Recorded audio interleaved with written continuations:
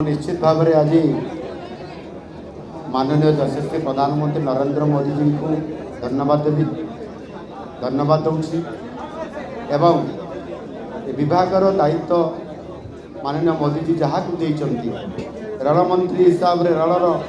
सामग्रिक विकास करने एवं आमर बड़ सौभाग्य होती ओडिशार जे आज भारत सरकार रेल मंत्री कौ राज्यर ये निश्चित भाव में आपण मैंने समस्ते जानते जे रेल मंत्री होती ओडिशार एणुक ओडिशार प्रतिनिधित्व करुवा रेल मंत्री भारत सरकार ओडिशार रेल क्षेत्र में सामग्रिक विकास संपूर्ण विकास आज आमे जहाँ आशा करूँ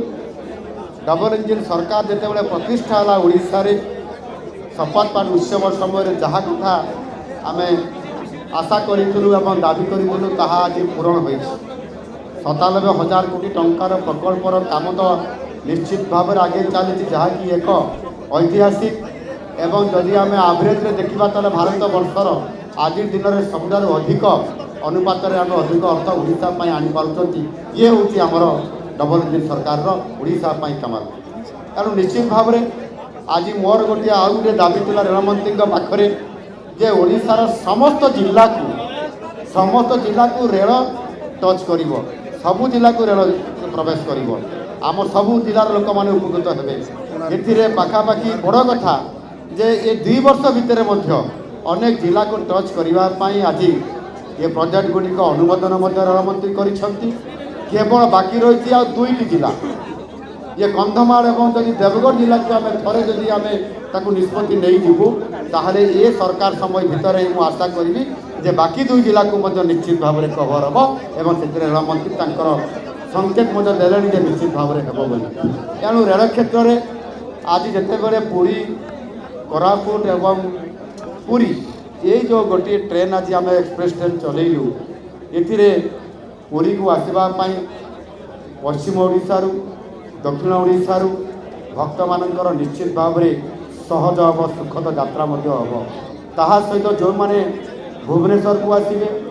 ये तीर्थ कला जो मैंने पर्यटन आसवे विभिन्न व्यवसायिक कम प्रशासनिक कम भुवनेश्वर को भी आसवे भी रास्ता गोटे सुगम होगला तेणु निश्चित भाव में आज आम ओडिशा एवं विशेष करी पुरी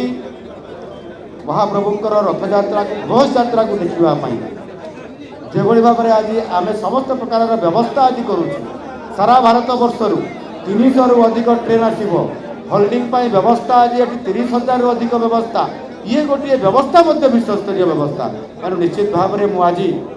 केंद्र रेल मंत्री अश्विनी वैष्णव जी पाखे अच्छा मुझे धन्यवाद दूसरी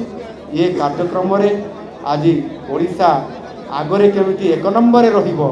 रेल विकास रे रेल सेवार आम लोक मान ये दाबी आमर सबुबले रही एवं से दाबी देवा पूर्वर तो पूरण कर उत्तर ओडिशा घोषणा कर सारे मुझे कहवा आगु निश्चित भाव में बहुत बहुत धन्यवाद।